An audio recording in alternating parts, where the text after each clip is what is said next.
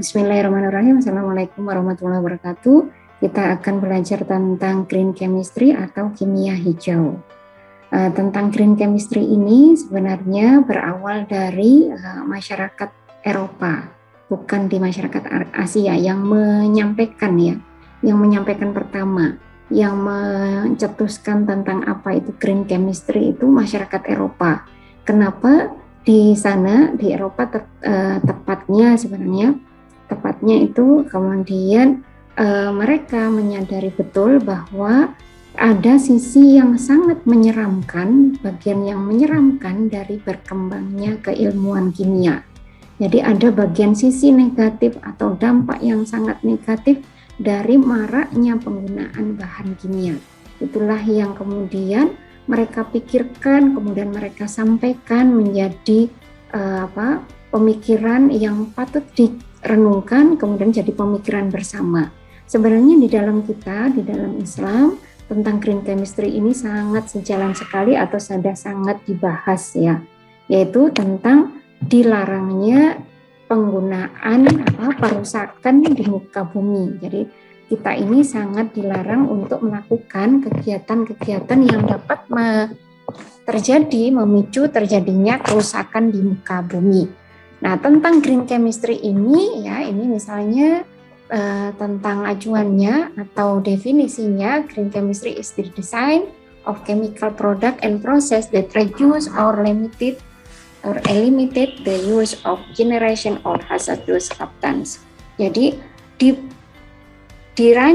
sudah dirancang atau didesain bahwa nantinya kegiatan produksi kimia dan prosesnya itu harus mengurangi bahan-bahan yang beracun, bahan-bahan yang berbahaya. The use of generation or hazardous substance. Jadi sangat harus ditekan pada saat produksi maupun prosesnya.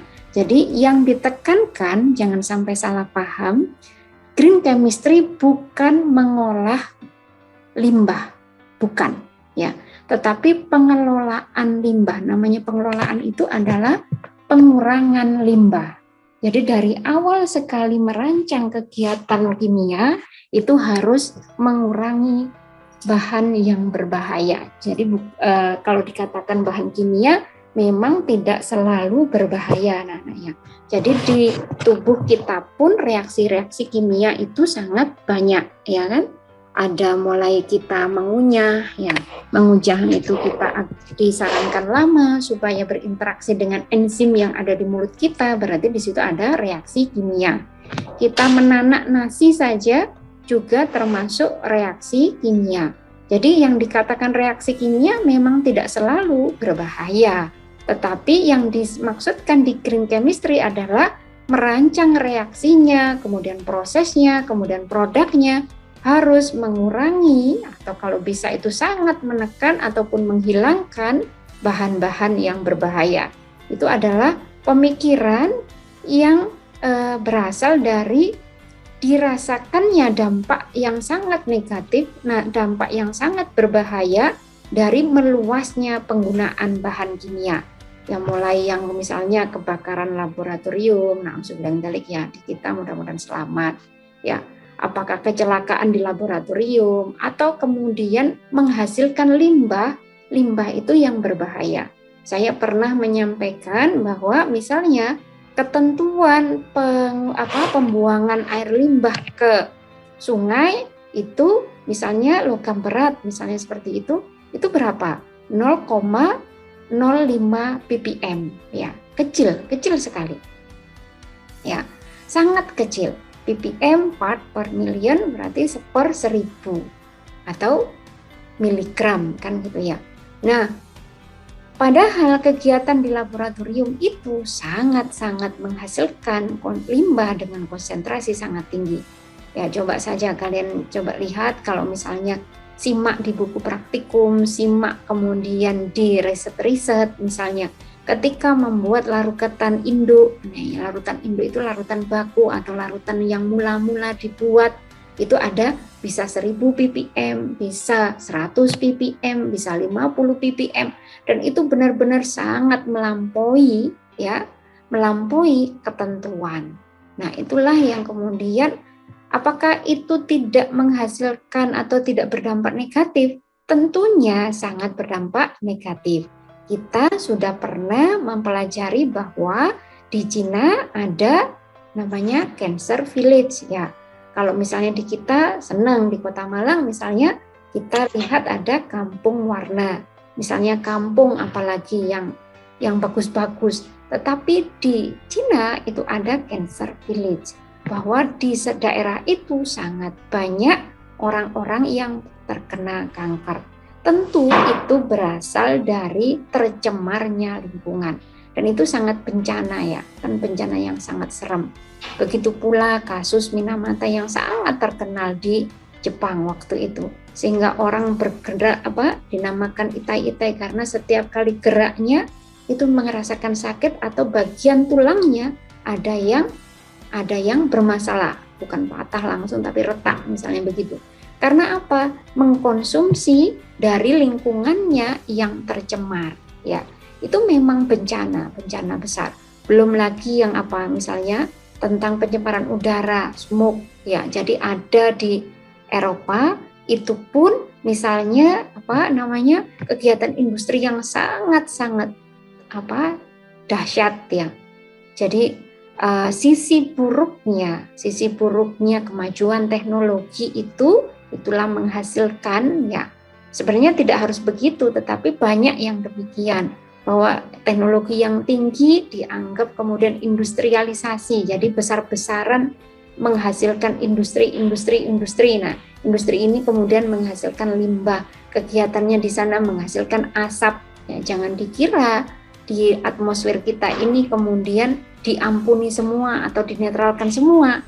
Ya, mudah-mudahan semuanya akan punya kesempatan segera naik pesawat ya. Bahwa di atmosfer kita Indonesia Raya ini ataupun di Kota Malang namanya smoke itu asap yang mengganggu pandangan di penerbangan itu sudah terjadi akibat dari asap kendaraan bermotor yang besar. Ya, apakah dari asap industri juga menghasilkan? Benar. Nah, itulah yang dipikirkan oleh green chemistry. Mudah-mudahan kita sebagai kimia UIN Malang punya pemikiran ini, memahami ini, menekan untuk penggunaan bahan yang berbahaya dan menggantinya dengan yang lebih aman. Nah, green chemistry itu membahas demikian dan ini sangat sejalan dengan apa yang di dalam Islam ajarkan.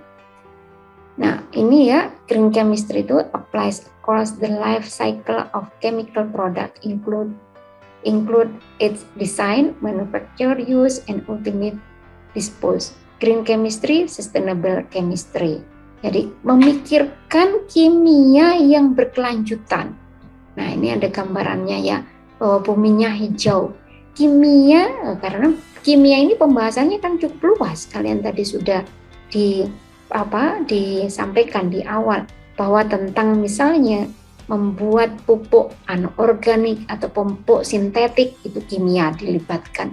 Begitu pula ketika membuat pupuk organik kimia juga dilibatkan. Di kimia dilibatkan bukan kemudian menambahkan bahan kimia tetapi memikirkan bahwa pupuk organik tadi itu aman digunakan. Pupuk organik tadi itu efektif digunakan, bagaimana fermentasinya supaya hasilnya bagus. Nah, seperti itu. Jadi, di sini ketika membahas tentang green chemistry applies across the life cycle of a chemical product.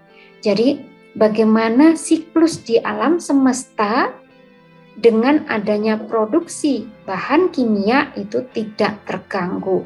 Include its design, manufactured, use, and ultimate dispose. Jadi memikirkan bagaimana mendesainnya, kemudian produksinya atau pabriknya, kemudian tentang ultimate dispose. Ini misalnya tentang bagaimana tentang menghasilkan limbahnya pun harus aman. Sehingga green chemistry disebut dengan sustainable chemistry. Kimia yang berkelanjutan, kimia yang punya harapan, tidak mematikan atau menghancurkan generasi berikutnya. Itu yang harusnya mudah-mudahan kita ditakdirkan bisa menjadi bagian atau pejuang atau aktivis di green chemistry ini. Memikirkan keilmuan kita manfaat untuk alam semesta, untuk bumi kita. Itu yang mudah-mudahan kita ditakdir demikian. Dengan seperti itu pastinya di dalam agama kita akan menjadi jariah ilmu, akan menjadi ilmu yang manfaat, ilmu kita akan menghasilkan pahala dan seterusnya. Ini di green chemistry demikian. Kemudian pada green chemistry coba kita lihat prevent pollution at the molecule level. Jadi sudah mencegah prevent pollution at the molecule level. Pada tingkat molekul saja sudah dicegah pencemarannya. Ya. Maksudnya reaksinya di awal merancang reaksi saja itu sudah dipikirkan bahwa produk tidak boleh berbahaya. Philosophy that applies to all areas of chemistry, not a single discipline of chemistry. Coba di sini bahwa pemikiran ini, filosofi ini diterapkan to all areas of chemistry, pada semua bagian kimia. Ya, misalnya yang dipikirkan namanya apply aplikasi ya, applies to all area of chemistry. Jadi bagian chemistry itu apa saja, mau kimia organika, kimia analitika, kimia fisika, di bagian semuanya, di biokimika. No a single discipline of chemistry, tidak hanya di bagian di kimia saja, semuanya harus memikirkan itu. Jadi green chemistry bukan hanya milik kimia lingkungan, tetapi green chemistry harus menjadi bagian dari semuanya. Ingat itu ya. Applies innovative scientific solution to real world environmental problem. Jadi mengaplikasikan ilmu yang berinovasi, memberikan solusi nyata pada permasalahan to real world environmental problem. Jadi memikirkan solusi nyata, penggantinya apa? Kalau CFC ya, bukan KFC ya. CFC, klorofluorokarbon yang biasanya ada di AC ya. Itu kemudian ternyata dia menjadi katalis yang bisa dilepaskan di atmosfer kita, dan dia bisa merusak lapisan ozon karena dia katalis. Maka ada yang menyampaikan sampai 70 tahun CFC yang dilepaskan tadi itu tidak hilang dari atmosfer. Tidak hilang, tidak rusak, tidak terurai. Stabil sekali. Nah ini itu harus dipikirkan apa penggantinya. Jadi memikirkan pengganti yang kemarin-kemarin digunakan tapi berbahaya, itu pahala yang sangat besar ya. Disitulah green chemistry. Jadi mencari inovasi, solusi di bagian sains yang kemudian bisa mengatasi masalah lingkungan karena bahan kimia. Result in source reduction because it prevent the generation of pollution. Result in source reduction. Result in source reduction because it prevent the generation of pollution. Jadi pada sumber utamanya pun result in source reduction. Jadi pada pembuangan awal itu saja sudah dipikirkan. Jadi jangan sampai menghasilkan limbah atau produk samping yang itu merupakan pencegahan terhadap polusi. Kemudian reduce the negative impact of chemical product. Nah, sama ya, reduce the negative impact. Jadi kalau ada negative impact atau sisi negatif dari chemical product, jadi bahan kimia yang dihasilkan produk ya. Reaksi kimia itu kan ada reaktan, ada produk. Nah ini kemudian produknya saja juga harus dipikirkan. Bagaimana reduce the negative impact, bagaimana produknya tadi itu sangat terkurangi bahayanya. And process on human health and the environment. Ya, saya ulangi, reduce the negative impact of chemical product and processes on human health and the environment. Jadi kalau produk tadi itu berbahaya untuk human health, pada kesehatan manusia and the environment dan lingkungan, maka harus sangat ditekan. Ya. Kemudian lessen and sometimes eliminate hazard from existing product and process. Lessons and sometimes eliminate hazard from existing product and process.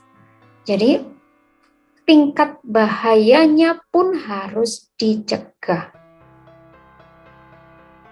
Existing product and process. Prosesnya jangan sampai membahayakan. Produknya jangan sampai membahayakan. Jadi sebenarnya kita kan kalau bicara tentang produksi kimia atau di industri itu kan tempo hari pernah saya bilang bahwa bicara tentang industri, orang kimia harus paham nanti, harus kebayang nanti ada di quality control. Quality control akan mencari atau menganalisa, mendeteksi dari raw material, proses sampai dengan produk. Nah, kalau di sini pada prosesnya, membuatnya saja, tadi tidak boleh menghasilkan sesuatu yang berbahaya.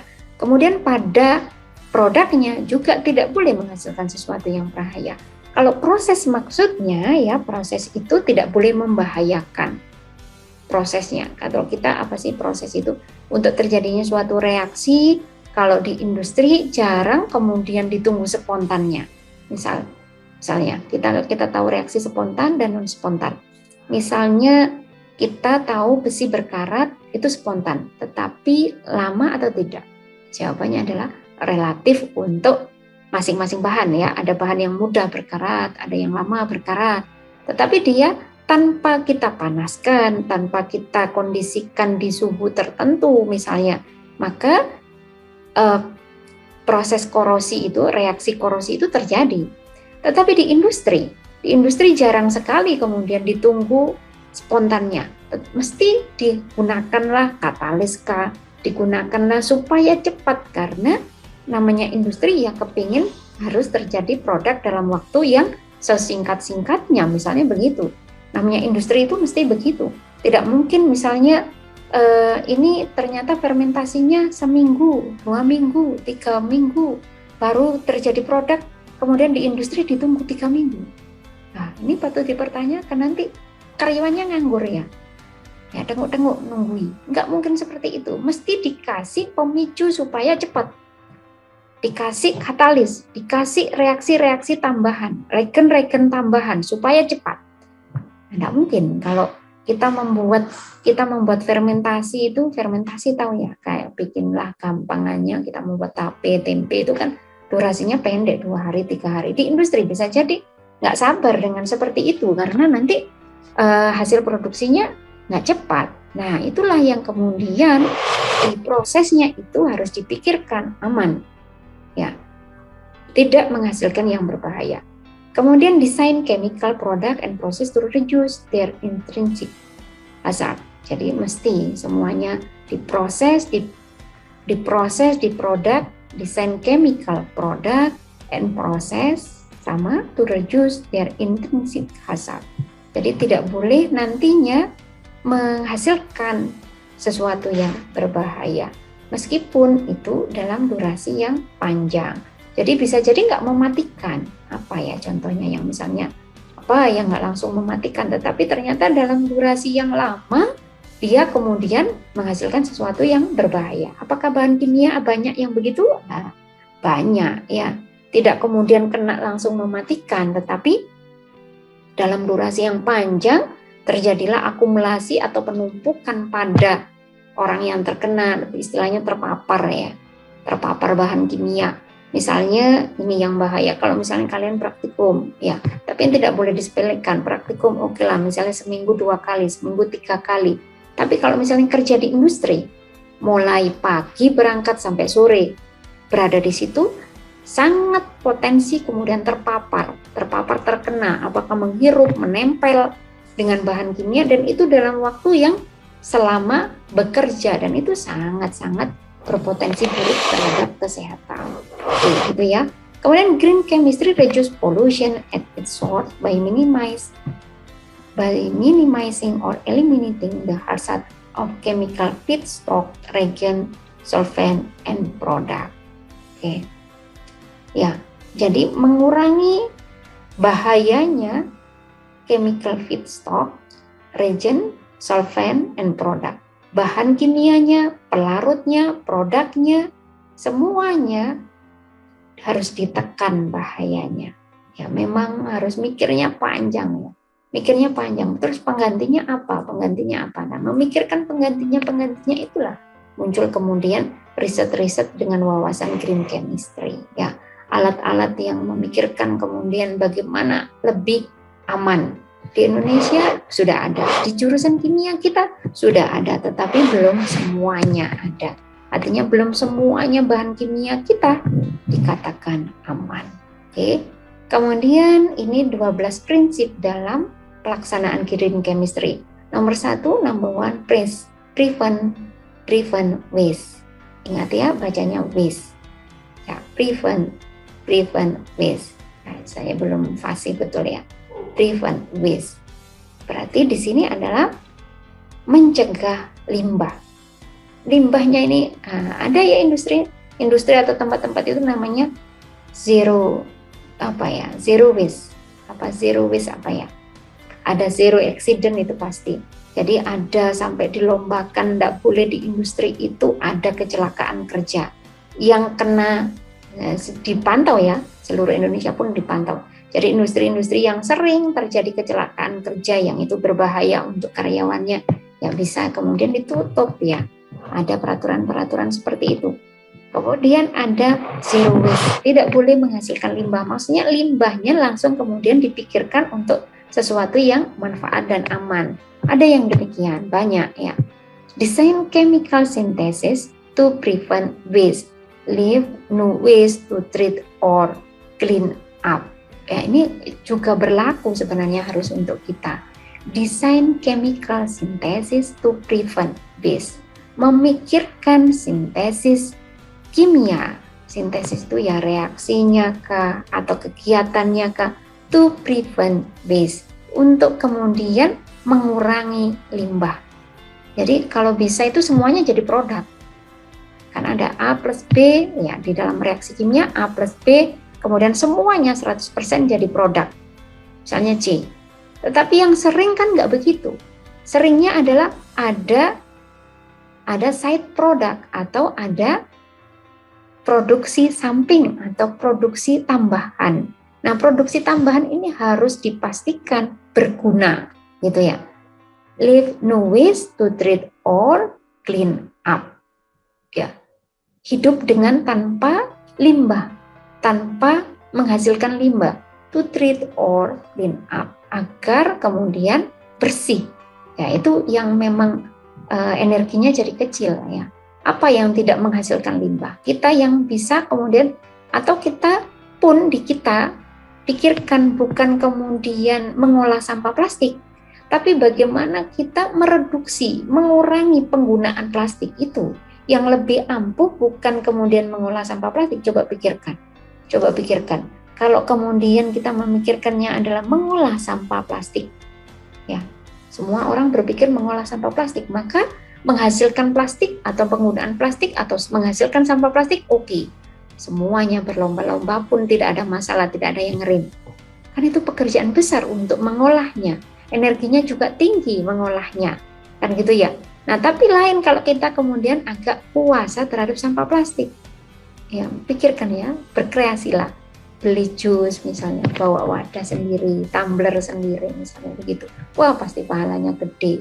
Jangan lupa bahwa itu adalah pahala ya. Bahwa pahala besar, kita sudah melindungi bumi kita. Kemudian maximize ekonomi atom ya, maximize atom ekonomi. Ketika desain sintesis so that the final product contain the maximum proportion of the starting material. Ya, paham ya? With few or no atom. With few or no atom. Maximize atom ekonomi. Jadi secara ekonomi itu kan maksudnya hemat ya. Ini istilahnya seperti ini ya, maximize atom economy. Ini maksudnya adalah hematlah atom itu. Hematlah atom, menghemat produk. Termasuk menghemat atom ini, maximize atom ekonomi. Kalau bisa itu membuat bahan sesedikit mungkin, kemudian jadi produk semaksimal mungkin. Jangan ada yang kalian pernah mengenal misalnya efisiensi. Jadi misalnya ini sih yang mudah diuraikan ya. Jeruk 1 kilo, kemudian kita gunakan airnya ternyata misalnya 1 kilo, ternyata misalnya jadi berapa? Air jeruk saja, 5 gelas misalnya. Kemudian sisanya kulit jeruknya banyak. Maka kulit jeruk ini harus kita pikirkan supaya jadi produk lainnya. Ya, tahu ya, kulit jeruk kemudian jadi produk lainnya. Minyak dari kulit jeruk itu dijual mahal ya. Minyak. Kalian misalnya peres jeruk, kemudian ada bagiannya yang seperti berminyak, dan itu memang berminyak. Minyak ya, orang kimia harus paham itu. Minyak itu tidak selalu minyak goreng. Ya, tetapi minyak itu pun adalah bagian nonpolar. Kalau di kimia ya, bukan selalu minyak sawit, tetapi adalah bagian nonpolar dari material. Misalnya begitu. Nah, ini kalau di sini maximize atom ekonomi, jadi hematlah atom. Desain sintesis, desainlah suatu sintesis, design synthesis so that the final product contain the maximum proportion of the starting material. Jadi desainlah sintesis itu yang kemudian final produknya contain the maximum proportion. Contain mengandung atau berisi the maximum proportion of the starting material. Sebanyak-banyaknya material. Jadi itu tadi, kalau bisa itu produknya semuanya jadi produk, 100% jadi produk, nggak ada yang terbuang, itu maksudnya ya, maximize atom economy. With few, jadi limbahnya harus sangat sedikit, or no atom, atau bahkan tidak ada sama sekali. Nah ini yang butuh cerdasnya itu di sini. Harus memikirkan semuanya harus jadi produk, sehingga terpakai semua, nggak ada yang terbuang. Design less hazardous chemical synthesis. Design less hazardous chemical synthesis. Jadi kalian harus memikirkan cari bahan kimia yang less hazardous, yang paling rendah tingkat bahayanya. Ketika membuat chemical synthesis, misalnya kita tahu yang bahaya sekali merkuri, ya, selama nggak bisa memikirkan bagaimana mengamankan merkurinya nanti tidak berbahaya kena tubuh. Merkuri itu kan ini, kita tahu termometer zaman dulu kala, nggak tahu kalian masih menjumpai atau enggak, di dalamnya itu kan merkuri yang kelihatan seperti perak. Jadi ketika termometer itu pecah, yang dalamnya yang metalik itu bisa seakan-akan kita lihatnya lucu, karena cairan berwarna metalik atau perak, berwarna metal atau abu-abu mengkilap begitu. Kemudian ketika pecah itu dia bisa menggelinding menjadi butiran-butiran. Nah itu kadang nggak paham, dibuat main-main pakai jari begini. Padahal itu adalah merkuri yang sangat berbahaya menimbulkan kanker, kematian yang tidak berdurasi lama dari terkenanya itu atau kecacatan dan seterusnya. Orangnya nggak cacat, tapi nanti janinnya yang cacat.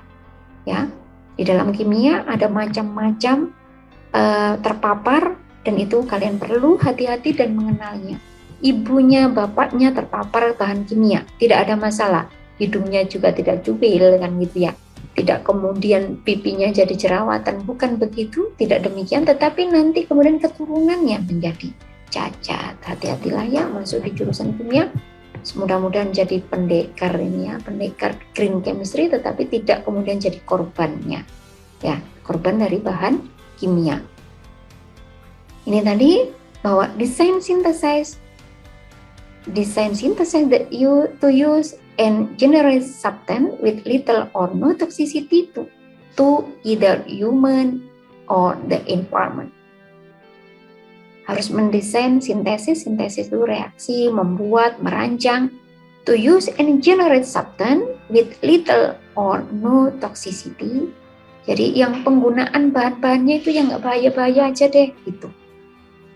nggak bahaya kepada siapa? To either human or the environment. Kepada dua-duanya, yaitu pada manusia, to either human, pada manusia, pada either itu keduanya ya. Keduanya di sini siapa? Human or the environment. Pada manusia maupun lingkungan. Kenapa kita butuh memikirkan juga lingkungan? Aman bagi kita, tetapi tidak aman untuk lingkungan. Kita terjang aja, oh nggak apa-apa, kan bukan saya. Ya, tapi pada gilirannya akan kembali kepada manusia. Kenapa? Karena manusia masih ingat di tingkat piramidnya itu, piramida makanan, manusia ada di teratas. Ketika lingkungannya tercemar, manusialah yang juga kena karena manusia memakan dari apa-apa yang ada di lingkungannya. Kemudian desain safer chemical and product. Desain safer chemicals and product. Desainlah atau rancanglah yang paling aman bahan kimianya maupun produknya. Desain chemical product that are fully effective yet have little or no toxicity. Benar-benar efektif. Cari chemical product. Jadi bahan kimianya yang pada saat digunakan maupun pada saat produknya benar-benar fully efektif. Fully efektif, sangat efektif. Ya nggak berlama-lama, lambat sampai kemudian tercecer, sampai jadi produk samping. Jangan dipilih. Harus cari bahan yang kemudian efektif itu tepat sasaran, fokusnya kepingin jadi A, dia nggak belok-belok jadi B. Ya padahal di kimia itu banyak yang namanya produk antara ya. Jadi ini dulu, nanti ditambah ini baru jadi ini. Nah kayak gitu itu banyak di bahan kimia kita banyak. Use safer solvent and reaction condition. Use safer solvent and reaction condition. Jadi gunakan safer berarti yang lebih aman, lebih safe. Use safer solvent. Solvent adalah larutan. Pikirkan cari larutan yang lebih aman.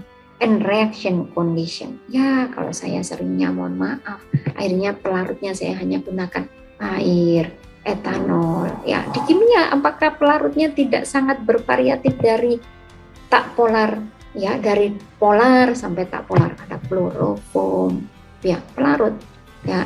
Ada metil asetat, etil asetat, metanol, itu ya sangat volatil, sangat kemudian atau tiba-tiba yang melakukan itu sudah mata berair, misalnya begitu, ya ataupun besoknya pusing, ya begitu. Kloroform itu terhidup lama juga pusing. Kemudian metanol itu dikatakan bisa memicu terjadinya kebutaan untuk mengganggu gangguan di mata. Karena dia mudah menjadi uap, yang uap itu kemudian terhirup dan mengenai saraf mata. Ya, begitu. Pelajari anak-anak, kemarin sudah ada tentang video yang saya sampaikan itu tentang MSDS, ya, Material Safety Data Sheet. Setiap kali mau praktikum offline ya, jadi sehingga pegang-pegang bahan kimia. Nggak usah disuruh oleh asisten atau kemudian disuruh oleh dosen, itu kalian sudah wajib mempelajari sifat bahan kimianya. Kenapa? Saya mau bersinggungan dengan itu, saya mau pegang dengan itu, bahan itu. Bagaimana kemudian aman untuk tubuh saya? Jadi aman kok, nggak lecet.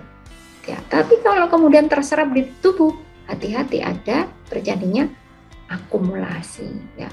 Increase energy efficient. Run chemical reaction at room temperature and pressure whenever possible. Jadi gunakan energi seefisien mungkin. Ya kalau kalian ya hemat lampu, hemat energi, hemat biaya. Ya tentu itu ya. Kenapa? Ketika kita menghemat energi itu sebenarnya juga pasti menekan polusi. Kenapa? Kalau misalnya di kita yang energi lampu listrik itu masih menggunakan apa? Misalnya PLTU, ya istilahnya PLTU, pembangkit listrik tenaga uap. uap yang digunakan. Uapnya air apa? Kalau tahu PLTU Python, nah itu yang digunakan adalah air laut, dijadikan uap. Maka apa yang digunakan? Bisakah air tiba-tiba bisa menguap? Tidak, tetapi yang digunakan adalah dipanaskan menggunakan batu bara. Berarti nanti kalau penggunaan batu bara, selain mengeksplor, ya, mengeruk, mengambil batu baranya, juga dihasilkan pastinya adalah gas buangnya. Nah, itu ya. Kemudian use renewable feedstock. Gunakan bahan feedstock. Gunakan bahan atau material yang renewable. Sesuatu yang bisa diteruskan, sesuatu yang bisa diuraikan, sesuatu yang bisa terus-menerus renewable, bersambung atau berkesinambungan. Misalnya, saya mau menggunakan, antara saya menggunakan batu bara, kemudian saya menggunakan bahan material saya menggunakan batang jagung, saya menggunakan daun kelor misalnya, ya kalau saya basicnya kan sering penelitiannya daun kelor misalnya. Kemudian atau kemudian bahan kimia yang saya materialnya adalah NaOH, HCl misalnya begitu. Maka sangat disarankan yang begitu itu tadi, use renewable feedstock. Gunakan bahanmu itu, gunakan dari yang bisa diuraikan atau yang renewable, yang sustainable atau yang bisa berkelanjutan, atau sesuatu yang bisa, apa istilahnya dahulu adalah bisa diperbaharui. Itu ya, batang jagung kalau habis akan numpuk batang padi misalnya, dan seterusnya. Kemudian ini ya, use starting material. Starting material itu raw material tadi, starting material. Apa itu namanya, reaktan ya, starting material, also known as feedstock. Jadi feedstock itu starting material atau raw material that are renewable rather than depletable. Jadi yang bisa terus menerus ada atau tadi bisa diuraikan.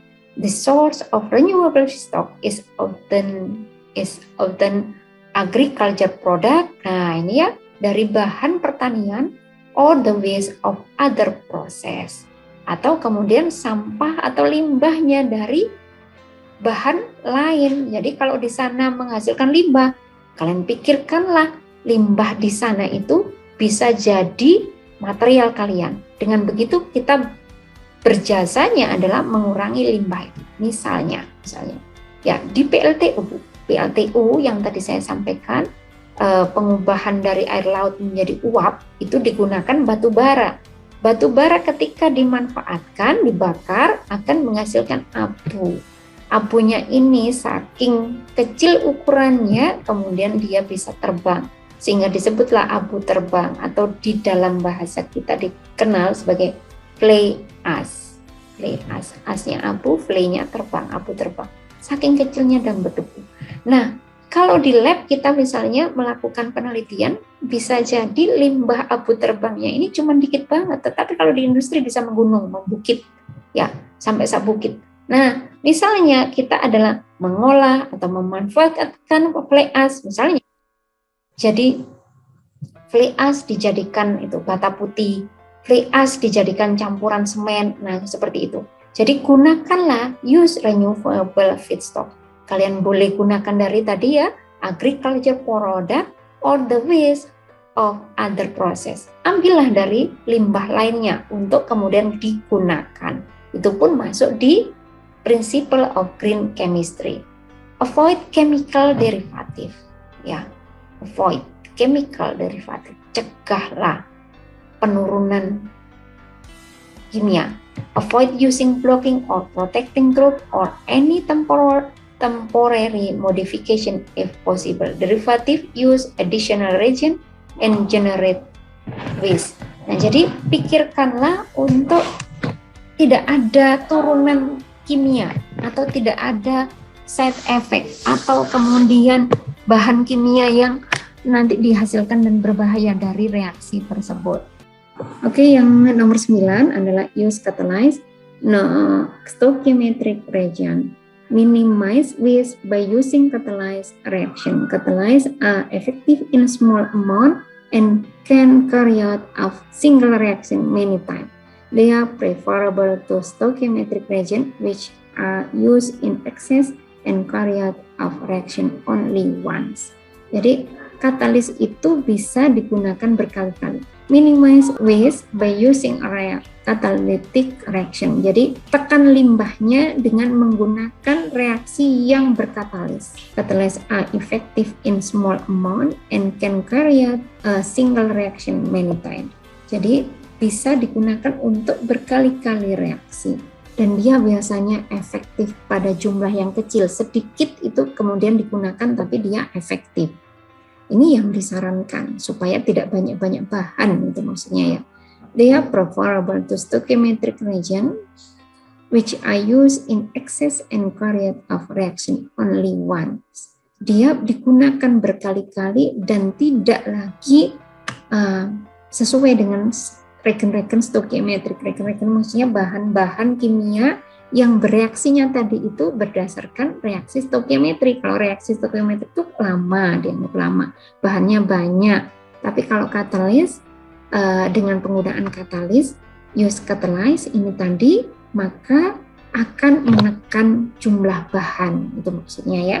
Kemudian yang nomor 10, design chemical and product to degrade after use. Ya, harapannya begitu. Jangan sampai chemical and produknya tadi itu tidak bisa didegradasi oleh lingkungan. Ya, yang bisa didegradasi. Kita paham degradasi bukan kemudian ukurannya jadi kecil. Jadi di plastik ada tertulis misalnya di plastik ada tulisan bahwa kantong plastik ini bisa terurai misalnya 2 tahun lagi. Itu terurai ukurannya, bukan kemudian terurai dalam bahasa kita seperti kita tahunya degradasi oleh lingkungan. Jadi misalnya daun, kita tahunya jadi kompos, dia terurai ya, terurai kayak di siklus-siklus itu. Nah, kalian kemarin tidak belajar tentang siklus ya. Nah itu terurai itu misalnya menjadi CO2, H2O, kemudian apalagi ya daun-daun itu. Tetapi kalau sampah plastik yang dikatakan terurai pada kantongnya tadi itu, bahwa plastik ini terurai dalam waktu 2 tahun, itu hancur. Hanya hancur dari sisi ukuran, tetapi dia tidak terurai beneran. Kalau yang plastik sintetik, ada juga sintetik, tapi yang dari bahan alam kan ada juga. Ya. Tapi meskipun yang beredar di kita, di pasaran saya juga belum pernah lihat sendiri yang punya sifat seperti plastik gitu, seperti plastisin, seperti itu, tapi kemudian dia itu bisa diuraikan. Saya belum pernah lihat. Ya. Design chemical product to break down to in aqueous substance after use so that they do not accumulate in the environment. Jadi dia carilah bahan kimia, desain chemical and productnya, bahan kimia sampai kemudian produknya nanti itu yang harus bisa didegradasi oleh lingkungan. Ya kita harus belajar banyak banget supaya bisa melampaui ini. Karena kalau yang saya sampaikan sampai sekarang masih sangat banyak yang belum pro green chemistry, masih banyak reaksi kimia dan produknya itu yang tidak bisa didegradasi. Kemudian nomor 11, analyze in real time to prevent pollution. Jadi menganalisa yang real time, tidak nunggu-nunggu untuk mengurangi polusi. Include in process real-time monitoring and control during synthesis to minimize or eliminate the formation of byproduct. Jadi kalau memonitor, menganalisis itu yang nggak nunggu-nunggu. Kenapa nggak nunggu-nunggu? Kalau nunggu-nunggu itu bahannya juga bisa menguap. Ya, ketika dia menguap, kita bahan kimia kita banyak ya yang bisa menguap, mudah menguap. Jadi itu tadi penting sekali ketika mau praktikum, kalian wajib membaca MSDS supaya paham. Jangan sampai yang di situ harusnya tertutup rapat, kalian tidak tutup rapat lagi. Besoknya hilang, habis. Padahal itu misalnya 1 botol besar, 1 liternya 600.000. Bahan kimia kayak gitu ya. Bahan kimia itu super duper mahal. Ya, juta itu hanya sedikit yang bisa didapat. Ya kecuali bahan kimianya NaCl ya dapat banyak ya kan. yang murah-murah begitu, NaCl, apalagi dianggap bahan kimia untuk membuat larutan misalnya, gula pun bisa ya. Tapi banyak sekali bahan kimia yang harus kalian pahami sifatnya yang di MSDS tadi itu, supaya kita paham menyimpannya, handlingnya itu maksudnya bukan hanya pegang, tetapi bagaimana mengamankan supaya tidak berbahaya untuk kita maupun lingkungan. Kemudian yang nomor 12 atau terakhir, minimize the potential for accident. Tadi jelas ya, bukan hanya nanti byproduct-nya, tetapi kecelakaannya karena bahan kimia pun itu juga harus ditekan. Apakah solid, liquid, or gas ya. The same chemical and their physical form, yaitu physical form-nya bentuknya adalah solid, liquid, or gas. Solid yaitu padat, liquid cair, dan gas. To minimize the potential for chemical accident including explosion. Nah ya, explosion ini dari sifat bahan. Karena ketidaktahuan kita, nggak paham kita, tolong nitrat jangan dikumpulkan, jangan diteteskan di etanol misalnya. Karena dia eksplosif. Tolong kemudian logam Na itu logam ya, kita tahunya di sistem periodik, tapi saya pun belum pernah lihat, tapi pernah membaca bahwa logam Na itu logam yang lunak, bisa diiris kayak ngiris tempe gitu aja. Nah itu kemudian kalau ketetesan air eksplosifnya besar. Nah itu kita harus paham sebelum bekerja, kenali. Nggak semuanya akan didetailkan oleh dosen atau kemudian oleh asisten, tetapi praktikan atau yang akan melakukan tadi itu baca supaya paham ya. Itu meliputi apa saja? Explosion ledakan, fires, kebakaran, and release to the environment, ataupun lepasnya bahan tadi itu ke lingkungan. Waduh, hilang, habis menguap, selamat wis. Nah bukan, tetapi karena dia akan menguap ke lingkungan, kita nggak bisa lihat dia, kita nggak lihat, tahu-tahu dia sudah nggak ada di pandangan mata kita, tapi kita kan mengenal hukum kekekalan massa, bahwa massa itu tidak bisa diciptakan, tidak bisa dimusnahkan. Sebenarnya dia lepas ke lingkungan, dan ketika dia lepas di lingkungan, inilah yang tidak bisa kita kendalikan. Apakah dia bahan kimia sangat banyak yang reaktif. Ketika dia bertemu dengan A, bereaksi dengan A. Bertemu dengan B, bereaksi dengan B. Begitulah bahan-bahan kimia, misalnya yang kita tahu, misalnya ada besi itu ya, Fe2+, Fe3+. Sebenarnya apakah sesederhana itu? Ya, pertanyaannya. Apakah sesederhana itu jenis Fe? Apakah cuma 2 itu di lingkungan kita? Tentunya Allahu a'lam. Artinya sangat banyak. Karena kita harus paham bahan kimia itu reaktif loh. Nggak mungkin dia diam-diaman. Bukan orang yang pendiam. Dia sangat reaktif. Gerapiak gitu ya. Orang yang sangat ramah. Dan bereaksi ketika kemudian Fe-nya tadi bertemu dengan tanaman, bertemu dengan kemudian mikroba, bertemu dengan apa lagi, menjadi bentuk senyawa-senyawa yang berbeda-beda, yang kita tidak tahu apakah bentuk nanti produknya itu bahaya atau tidak. Itulah mencegah release to the environment itu juga penting ya, mengurangi bahwa ada yang lepas ke lingkungan itu juga sangat penting. Demikian tadi yang tentang prinsip green chemistry, bahwa mudah-mudahan kita di akhir kita belajar adalah mudah-mudahan kita kemudian ditakdirkan berada di jurusan kimia menjadi orang yang manfaat. Artinya kita melaksanakan itu yang merancang bukan orang muslim. Green chemistry yang merancang bukan muslim, tetapi dari mereka merenung akibat bahan kimia yang sangat bahaya bagi kesehatan mereka. Itulah yang kemudian mereka membuat prinsip-prinsip tadi itu yang kemudian dikenalkan ke seluruh dunia. Nah, kita yang orang muslim harusnya jauh lebih baik. Misalnya kita takut ya.